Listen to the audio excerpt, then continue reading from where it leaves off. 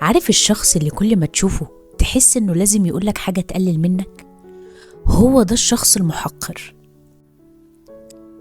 ازاي تتعامل مع الناس اللي بيقللوا منك؟ النهاردة هنتكلم عن نوع من الناس كلنا تقريبا قابلناه في حياتنا، الناس اللي بتحب تقلل من غيرها وتكسر ثقتهم في نفسهم.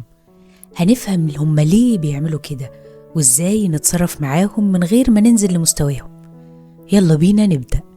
بس قبل ما نبدأ بفكركم ما تنسوش تعملوا لايك للفيديو، سبسكرايب للقناة عشان يوصلكم مني كل جديد.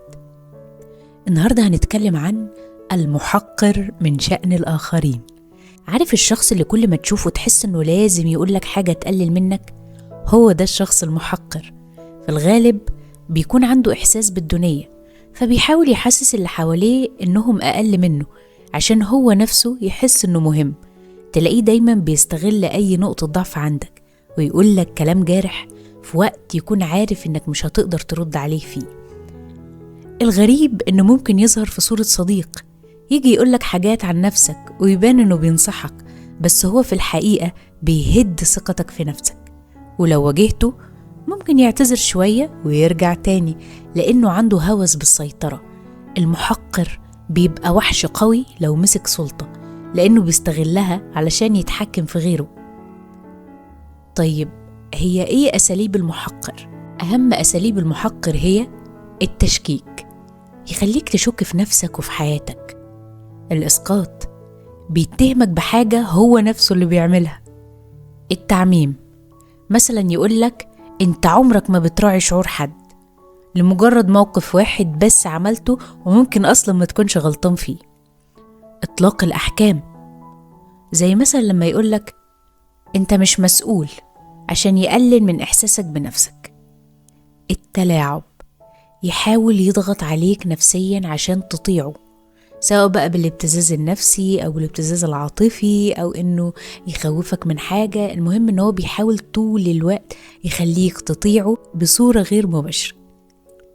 الهجوم الخبيث، يقولك أنا مش عايز أزعجك، أنا مش عايز منك حاجة، أنا عمري ما طلبت منك حاجة، أنا مش عايزك تقعد معايا، أنا مش عاوز أتقل عليك، بس هو فعلا بيزعجك.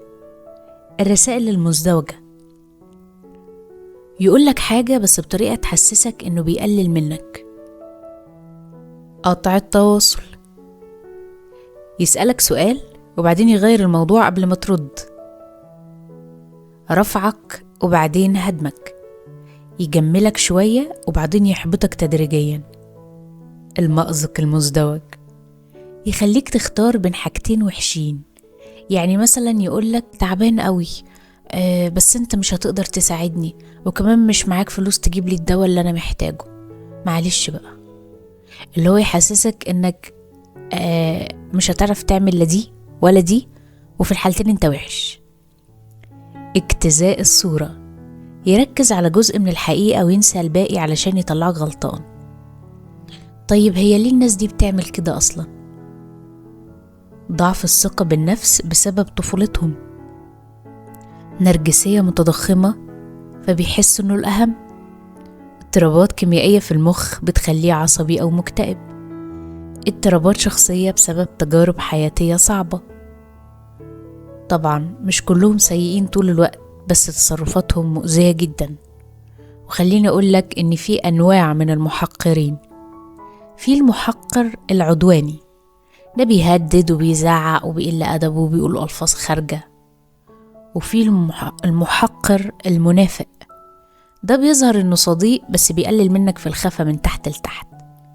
وفي المحقر الغيور، ده بيفكرك بأخطائك طول الوقت علشان يحسسك بالذنب. طيب إزاي تتعامل مع الشخص المحقر، خاصة لو كان شخص قريب منك؟ خليني أنصحك مجموعة من النصايح وأقولك: حط حدود، ما تخليش كلامه يأثر عليك. خليه مسؤول عن كلامه، قوله الكلام اللي بتقوله ده بيأذيني. تجاهله، لأن المحقر بيحب التفاعل، فلما تطنشه هيحبط. لو هو مديرك حاول تبقى دبلوماسي، لكن لو بيعاملك بوحشية شوف شغل غيره. لو شريك حياتك لازم تحدد معاه السلوكيات اللي مش هتقبلها وإيه اللي هتقبله. واحدة من أفضل الطرق للتغلب على المحقر هي المواجهة. بصله بطريقة تخليه يفهم إنك عارف ألعابه. اطلب منه يكرر كلامه قدام الناس، هتلاقيه بيتراجع. رد بصراحة وقول أنا مش مرتاح للطريقة اللي بتتكلم بيها معايا. لو فضل يتعامل بنفس الأسلوب يبقى تقطع علاقتك بيه أحسن.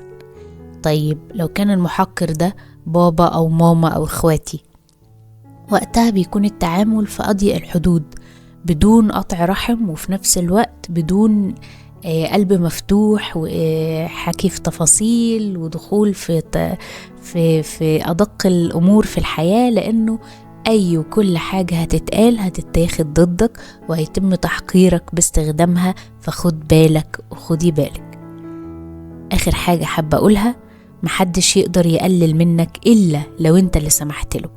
خد خطوة دايما عشان تحافظ على احترامك لنفسك. لو عندك تجربة مع النوع ده من الناس شاركها معنا في الكومنتات، واستنوني في الحلقة الجاية.